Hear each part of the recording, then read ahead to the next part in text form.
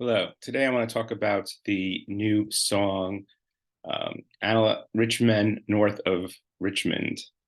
A lot of people said this song is a new right-wing anthem, and so I wanted to use psychoanalysis to examine some of its rhetoric and politics.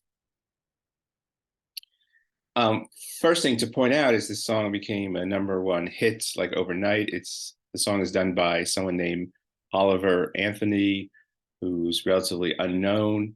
And a lot of people say that it's not partisan, but I really do believe that this is a right-wing folk song, and it's important for us to examine the underlying ideology and psychopathology shaping this song. A lot of people say that they love the song because it's very authentic and real, but the song is shaped by a series of right-wing conspiracy theories and cliches, and so it's hard to see how it's actually authentic. And the main point I want to examine is how the wealthy have tricked the working poor into supporting them. So, for instance, why did so many white working class people support a billionaire or multimillionaire elite like Donald Trump? And one of the things that we find in the song is that instead of blaming um, bad wage policies or exploitive labor employers, the blame is shifted to the poor and to welfare programs. Um, so some of the lyrics are living in the new world with an old soul. These rich men north of Richmond, Lord knows they all just want to have total control, want to know what you think, want to know what you do. And they don't think you know, but I know that you do because your dollar ain't shit and it's taxed to no end because of rich men north of Richmond.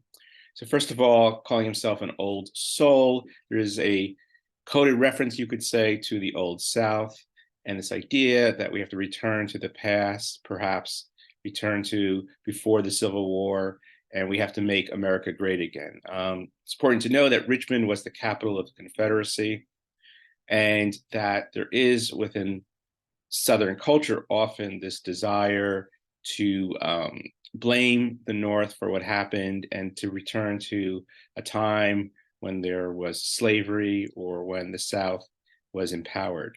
There's also part of right-wing rhetoric is often a paranoia about a totalitarian government that knows everything you do. And once again, this is an exaggeration and it's a classic conspiracy theory. So if we ask who are the rich men north of Richmond, they could be northern elites, they could be Washington, D.C., and we see how the desire, once again, is to blame the government, and it feeds into this 50-year war that the Republican Party has waged on the working class. And part of this war is basically a tax revolt from above. So the people with the most amount of money want to keep as much money as possible, and so they attack the government, and they say the government, as Reagan said, is not the solution, but it's the problem. And one of the ways that they justify shrinking the government and lowering taxes is by saying that most of the tax money goes to the welfare programs, and welfare programs are really helping people that don't need help. In fact, welfare programs make it worse for people, according to this conspiracy. Um, so we find in the song the return of Reagan's welfare queen idea. He states, Lord, we got folks in the street ain't got nothing to eat, and those obese milking welfare. So at first it sounds like he is supporting the poor. He wants to do something to people who are low waged, and then he attacks people on welfare. And this is a classic move that we found really strongly with Ronald Reagan's attack on people on welfare as welfare queens, and this symbolic reversal using the functions of the primary processes and basically saying that the people who are victims of society are actually the perpetrators. And in this reversal, we see this upside down world being presented in this song. And once again, it belongs to this 50-year tax revolt justified by demonizing the government and the poor. And the idea here is that it's only the undeserving who get help, and there's a deep resentment for dependency throughout the song. In continuing this theme, he says, well, God, if you're 5'3" and you're 300 pounds, taxes ought not to pay for your bags of fudge rounds. Young men are putting themselves 6 feet in the ground because all this damn country does is keep on kicking them down. So in this kind of contradictory ideology, we see that basically the government is being blamed for not helping people enough, but also for helping people. And the idea that people are obese because they're living off of welfare, and then instead of welfare being something that is trying to help bring people out of poverty and to hopefully, bring food to the table, the idea is it's just making people obese. And so you see here, once again, basically the poor turning against the poor, and this idea that behind the culture war is this attempt of the wealthy to basically divide people so that the wealthy can become even more wealthy. Another lyric is, I wish politicians would look out for minors and not just minors on an island somewhere. So here we find another right-wing conspiracy theory, and the idea is the reference here to minors on an island somewhere are referring to Jeffrey Epstein and the idea that Democrats are trafficking children and engaging in pedophilia, and that the real problem, what's preventing the minors, the people working in the mines, from getting help is that the politicians, especially the Democratic politicians, are just involved in pedophilia. Now, it's hard to see then that this song is very authentic if it repeats a classic right-wing conspiracy theory that circulates today. But one of the things I wanted to point out is how the primary processes that Freud discusses help to shape this conspiracy theory and ideology, because it starts with this purely word association between minors and minors. Since the two different words, the people working in mines and people under the age of consent, share a word that sounds the same, there is an association between two very different things. And Freud says you start off with an association, and then you make a substitution, and then what happens is the emotion attached to one thing gets displaced onto another. So the emotion that we might feel about pedophilia and the Democrats basically with their secret child trafficking, that outrage gets attached to the fact that the people working in mines are not being supported or they're going out of business.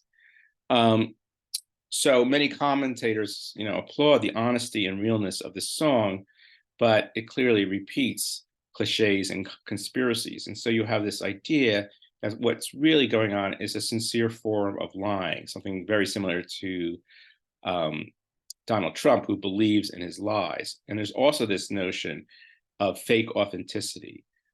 So people like someone like Trump because he seems real. He talks directly to the people. He refuses to be scripted or censored. He refuses to follow the dictates of political correctness. And we also see this in this kind of false populism of the super wealthy elites, where they constantly show themselves as just regular people. They go to county fairs, they dress in flannel, they try to create this bonding on a very superficial level with the working class poor. Another lyric is, Lord, it's a damn shame what the world's got to do for people like me and people like you. Wish I could just wake up and it not be true, but it is, oh, it is. So we see this other classic move in the bonding of the super wealthy and the white working class over sense of being shared victims. They're victims of taxes, they're victims of government regulations, they're victims of immigrants, they're victims of women gaining power, of people of color gaining power. And so a key to this psychology of the right is this victim identification. Um, and one thing to ask, who is victimizing them in this song? Is it the economic system or is it the government? And Freud had this article called The Economic Principle of Masochism. But I think what we really should look at is the economics of masochism in the sense that the current economic system not only exploits people, but tries to get people to enjoy their exploitation, often through this use of a victim identification. Another line is, I've been selling my soul, working all day, overtime hours for bullshit pay. So he just rages against other low-income people or rages against the government. But what he doesn't do is talk about the need to support unions or a higher minimum wage. And we see this kind of, once again, this attack on the welfare state, attack on liberal government and all government really, and this refusal to look at the underlying way that the capitalist system works to exploit people and concentrate profit on the top. And so we see that the key to this right-wing ideology is rhetoric and psychology, and that there's often this projective identification and paranoia in the sense that they attack others while they are trying to remain blameless and innocent, and their aggression is seen coming from outside when it's really coming from them. So the main psychological features I've talked about are resentment, paranoia, hyperbole, projection, and primary processes. So psychoanalysis can help us really understand this psychology and show us that far from being a song that is supposed to be neutral or part of center politics, it is really a strongly right-wing ideology and rhetoric.